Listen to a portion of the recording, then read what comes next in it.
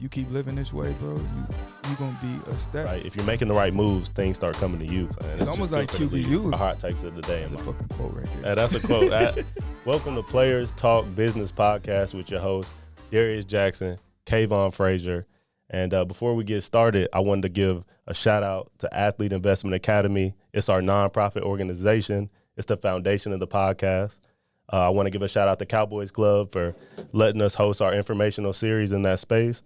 And I want to give a shout out to Engel and Boker's DFW for letting us host it here in Dallas. But and lastly, let me dive in. Oh, no doubt. Shout out to First Class Studios. That's the media group that's shooting our podcast. I mean, I probably haven't heard about them because it's a new media group, but First Class Studios, best in the business. And you'll hear about them.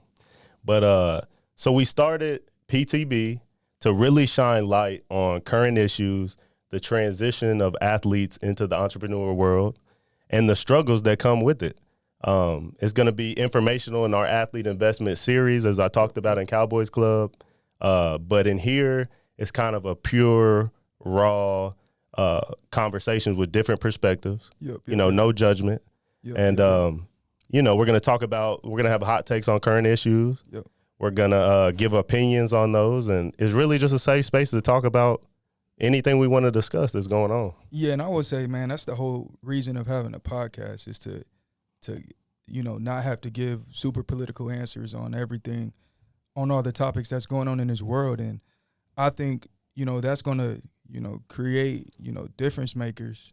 You know what I'm saying? No question. I think that we're going to be difference makers by shooting this podcast because we do have different perspectives on a lot of stuff. We have seen, all sorts, of this world from being very, very broke, from rising, from rising and being in the league and being around, some wealthy people as well too. Different backgrounds. I mean, we're both, young black men that came up in a different world, 100%. Coming from where we came from.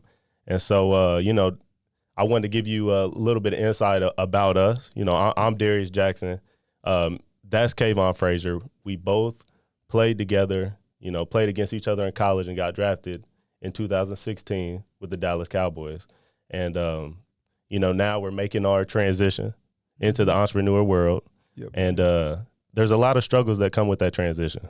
Yeah, man, it's a lot of struggles. And I would say, just from our stories in general, like we went through those struggles early, right? So I went through my struggle while I was playing, so it kind of forced me to have to think about a transition earlier than most people, right? Most people wait till they're done. I went through mine. I had 5 surgeries while I was playing. So I was already venturing in different things, doing a lot of charity stuff. And I had to, think like an entrepreneur at that time. So, long story short, now, we're in a position to where, I'm the CEO and you a big time up and coming real estate agent. Yep. That's breaking into the Frisco and Prosper market. And, we have a lot of different perspectives to put on people just from what we've seen. And we was exposed to a lot of different things as well too. So that's why we having this podcast, man. And that's why we're having, one at the Cowboys Club to be a little bit more informational, and then we're having it here as well too to actually touch on current events, current issues in our country and in our society, and from what we see from our perspective. And our real opinions on those. I mean, we've had many conversations behind the scenes that kind of inspired this. Mm-hmm. You brought this idea to me, and we really thought we could shine light, not only informational and give guys perspective on how we made the transition and how we're very successful at it. Yeah. And also, have another platform to really speak on how we really feel about certain topics. Bro. And I think that's where our society kind of, is doing it us, as humans a disservice because we don't feel like we can, speak up on certain stuff. But, I give us a lot of credit for actually having a lot of, for actually having the balls to actually do this. But, And I seen that you actually tweeted that and mentioned that with Micah Parsons the other day. You said that. And I hope, and I really respect Elon Musk, for giving people a platform to actually have their own opinions. And I hope we have more athletes, not saying go against their teammates or anything like that. And I don't think he did that. No. No. But I hope we have more athletes that really, really start speaking out on how they really feel about things rather than just being so political and just, and just diving into like making sure they're saying the right thing. Yeah. Instead of just saying how they feel, and it's not controversial, right? It's just literally a simple opinion. Exactly. And we don't have to all be directed towards what's hot or what what you should think about it, right? Exactly. So so this is the platform to do it. This is the space in our Dallas location to really get into the nitty and gritty of doing that. Yep. And talk about, the different topics that are going on, but also the different struggles of the transition of athletes. So I know we talked about it, but I mean, there's a lot of struggles. There's an identity struggle, right? Yeah. There's a financial struggle because when you're done playing ball, you're no longer in the 1% of income. You might have saved what you could, but you're no longer in the 1% of income. You're no longer on a pedestal. Yep. It's just you, right? And some guys really struggle with not having that notoriety in whatever they're doing outside of ball, right? Yeah, 100%. And this is, to bring awareness to that, to bring awareness to what athletes go through, when they have to or when they're forced to transition. Some people is forced to, some people choose to, but all in all, that identity struggle, you can't avoid it. People like Tom Brady is going through that. Tom Brady is going through it. Exactly. Who's played 24 years, Crazy. And we think he has it all figured out. I mean, but Drew Brees went through it. He was thinking about coming back and playing. Like 100%. This is something that all athletes go through, no matter when. You know what I'm saying? When your career get cut, you can be 1 year, 4 years, 10 years. All athletes is gonna go through it.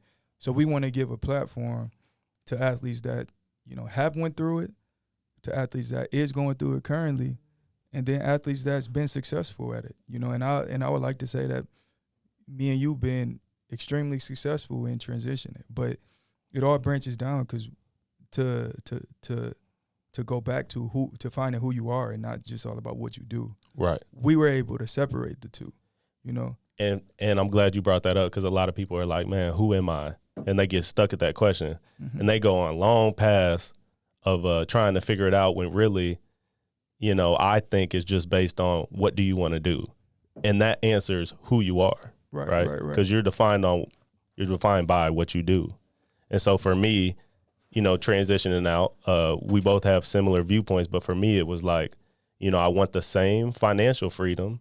I want to build the same kind of relationships, but I also want to, help people along the way. Mm-hmm. What field can I go in to do that? And learn different things. And so I chose real estate, and that's what I'm currently in. And then, you chose to open a gym based on, your surgeries and influencing and being in the people business, right? Yeah, and I agree. I think for me, it was more about like really finding out who I am as a person and growing as a person first before I can even think about, what field I'm about to place all my time in. And I think I already had my field where I was going to place my time in, but before I really got serious on it, I had to grow as a person. So I had to figure out what is my daily regimen? What is like, what habits, what good habits do I have and what bad habits do I have? I got to figure out how to I had to break out of those bad habits and able to like grow my actual business. You know what I mean? So a lot of us, man, we don't focus on growing as a person. We just think about, how much money we're bringing in and stuff like that. Sure. But in all, you grow as a person, you grow in your field too. So, and if you grow as a person, all that comes with it, right? It all comes with it. If you're a good person, all that comes with it. It's a byproduct. It's a byproduct. Even in the business world, like, if you have a good product, if you help people, if you find out how to help people with a good product, the money is a byproduct of you having a good product. 100%. That's a fucking quote right there. Yeah, that's a quote. I just paused after you said that. Shit. The money is a byproduct of you having a good product. And it helps people. What was your first step in really finding yourself? I know after you got cut year 5. Yep. By the Bengals, it was your year 6. Year 6, it was your first time ever getting cut. First time. And I know you went through it for a few months. How did you pick yourself up? Yeah, man, I went through it for a few months. I'm thinking about opening up a restaurant, and I already had a location. So that's where it's like, bro, I already had a business that was profitable, and I still couldn't avoid it. You know, so I can only feel for the people that don't have anything, that don't have any assets, anything, that haven't really done anything like that they can pass down to somebody else, or that they can turn into or that's real valuable. So I already had that, went through it, you know, and like I said, bro, my first thing that I did was actually look myself in the mirror like, yo, like, if you keep living this way, bro, you gonna be a stat. You gonna be a statistic, but a bad stat. You know what I mean? Yep. Like the most of the percentage that most of us face coming out the league. Exactly. So, you know, I got through that, you know, by getting the word for first and foremost, you know, then also seeking education, bro. Like not fucking school or any of that shit. Y'all know how I feel about that. And if y'all don't, I know this is the first podcast. Y'all it's the gonna first learn. Tune in. You gonna learn how I feel about school, but bro, like real education, like learn about like how important things are for humans to really, really grow. So I started learning about how important reading is. You know what I'm saying? And I start reading, bro. It's hard to fucking do, but I start reading. It is. What was it like for you? Like touch on it for you. Like how'd you kind of get out of that little funk, that slump? Yeah. That everybody falls into. Well, for me, it started way earlier than year 6. It started year 1, about month 6, right? And so right off month 6, yeah. So, you know, my career was definitely not what I envisioned it to be as a kid, right? But you know what? I wouldn't have it any other way because I am a man of faith, and God put me in certain positions to develop me in a certain way. And I've had, you know, trials along the way. But as I was going, I'd say starting in year 3, I started networking in different ways. I started going to 100%. Events every off season. The first off season, I went back and finished my degree, not because I thought I was going to be done soon, because I knew that I just needed to build every off season in a different way other than ball. So I was training and doing both. So I started doing different, you know, internships. I had an internship with Fox Sports in LA, you know, going into the media world and really learning that. I would go to different entrepreneur events and really just kind of built my network. Inadvertently, I didn't have any pure intentions. I just knew that I needed to do this for myself. You know what I'm saying? Yeah. And so when I was transitioning out, I was like, okay, now it's time to choose something. You've seen a lot of different things. What do you want to do? And so I feel like I've chose the right thing, because it's just, you know, if you're in touch with your spiritual side, things start coming to you, right? If you're making the right moves, things start coming to you. Right. For me, it was just like taking that step of action of just choosing one thing and watch the rest unfold. And so, you know, we'll get to different conversations and different topics in future episodes, right? But, you know, this is the base of it. This is the base of it. You know, this is us, right? These are the conversations that we have all the time, right? And, you know, we have a lot planned. We have some great guests coming up, and we're going to get into different, you know, we're going to get into our hot takes of the day actually right now. Yeah, man. And you know, and before we get to those hot takes, it's not just going to be only athletes and stuff like that. It's going to be, you know, other business owners, you know, other, you know, entrepreneurs, you know, people that can really, really give insight on not only what they're doing in the field and not only business, but also people that have an opinion, you know, an opinion on different topics. Like, you know, we're not going to bring athletes on here that's just going to, you know, say political answers just to make them, you know what I'm saying? Or just because they're good at football. Yeah. Or good at the game or basketball, but whatever the sport may be. Yeah. This is a show that's really going to be about, you know, not just opinions, but, you know, real conversations about what they dealt with and where they're going. 100%. And people that got stuff going on, right? Exactly. You know? Exactly. And so,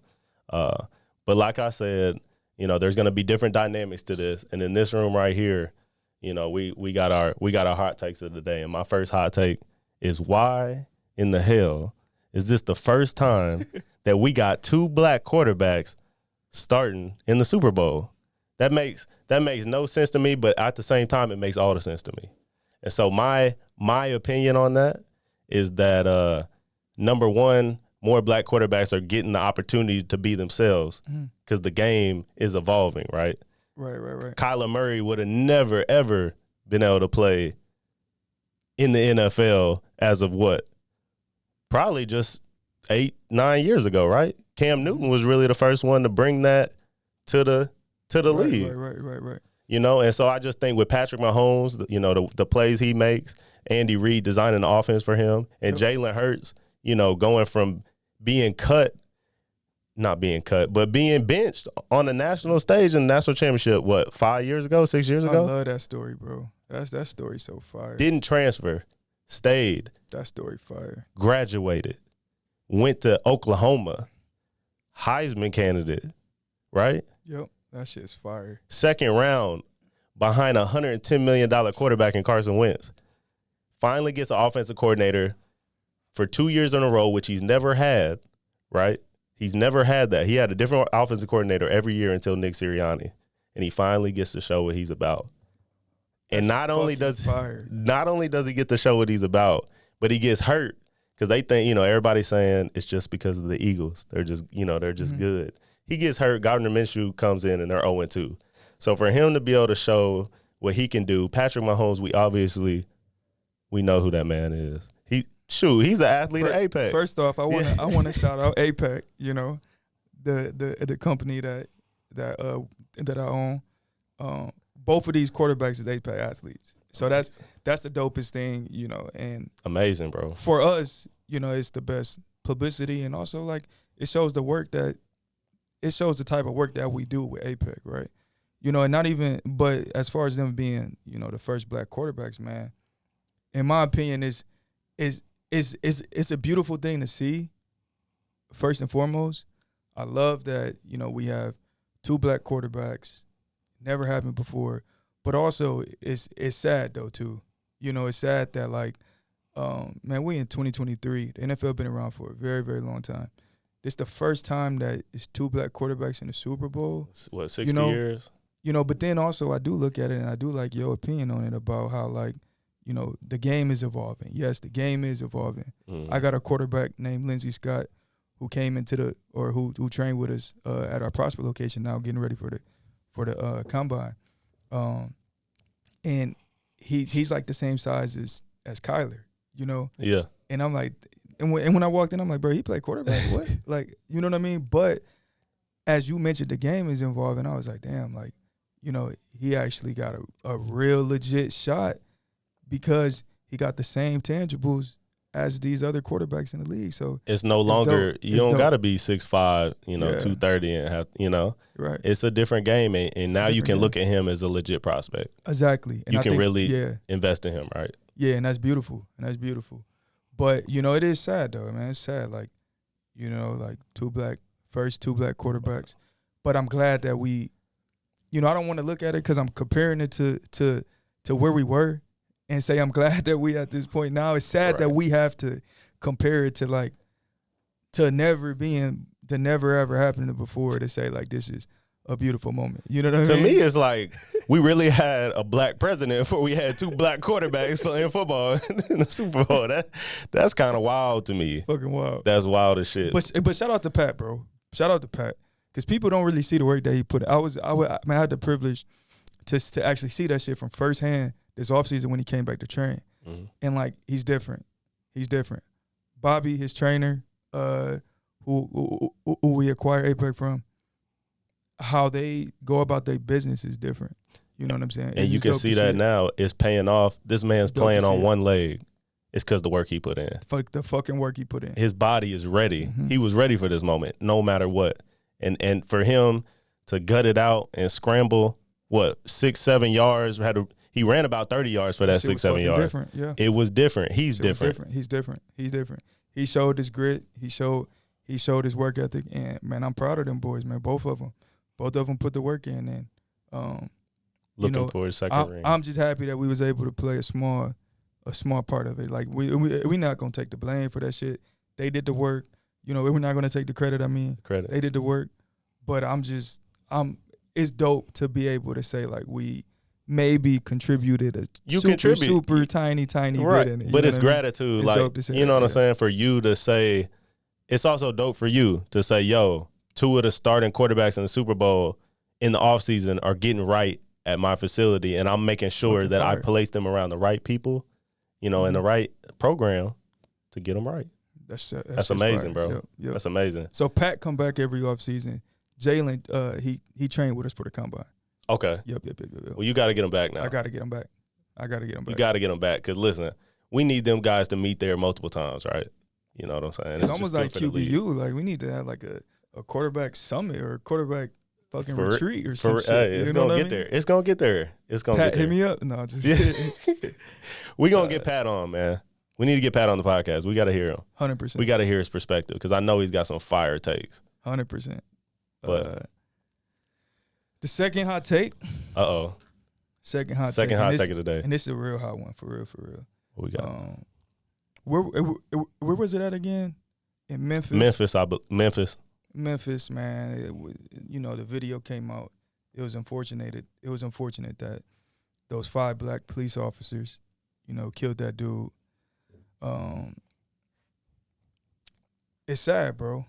It's sad because and I'll make sure it get pulled up on when this go out to the public. But I posted something, on Twitter.